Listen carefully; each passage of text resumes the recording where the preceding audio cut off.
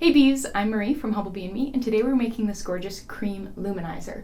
So this pot of shimmery goodness was inspired by a store-bought brand of natural cosmetics, and I thought, hey, we can just make that.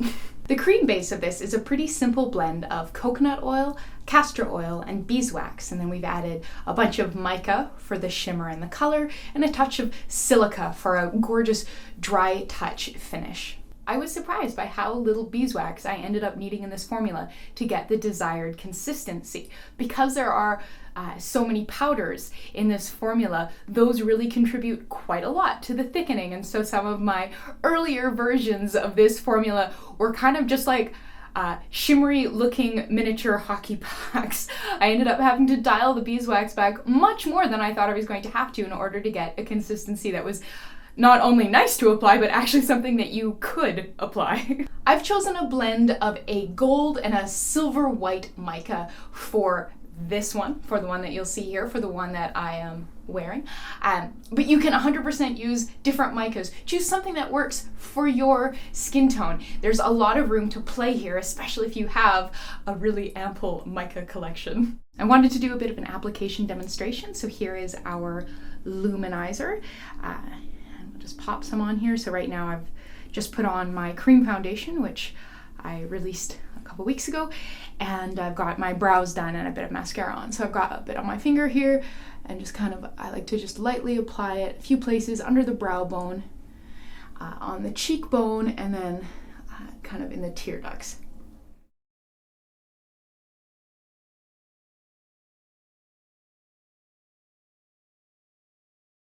So there you can see, it just kind of catches the light really nicely. There's a demo at the end of the video on my hand as well, so you can see a little bit closer up, and you can see what happens if you put like a lot on. But I thought we would finish this look with a bit of a creamy lip tint. So this recipe is on my blog.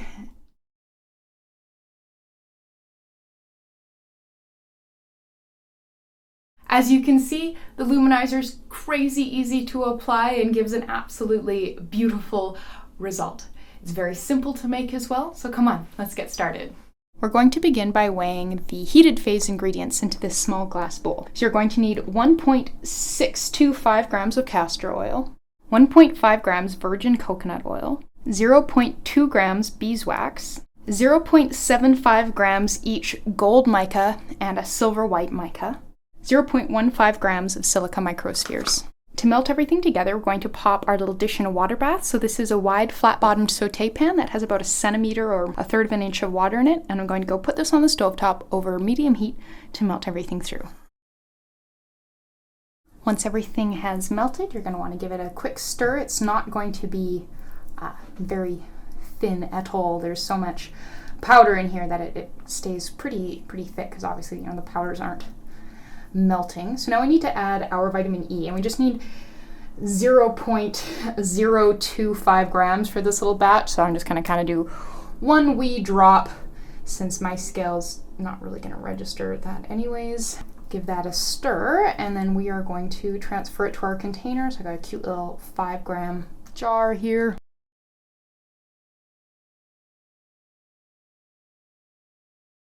And now we'll just leave that to set up. And there's our finished luminizer. If you're looking to get a smoother top, you can either give this kind of a blast with a hairdryer afterwards to sort of remelt the top, or you can try to be faster with your pouring. Obviously, if you're not trying to transfer your concoction to a studio and film yourself doing things, you'll be able to do things a lot faster. I thought we would do a little sample swatch here on my hands so you can get a feel for it.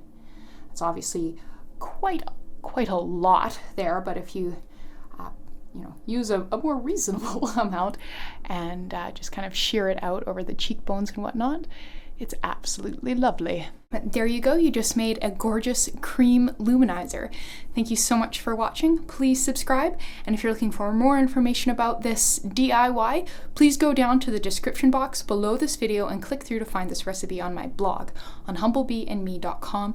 There you'll find the entire recipe written out with information about substitution, scaling, shelf life, where to buy ingredients, and a whole lot more. So thanks so much, and I'll see you next time.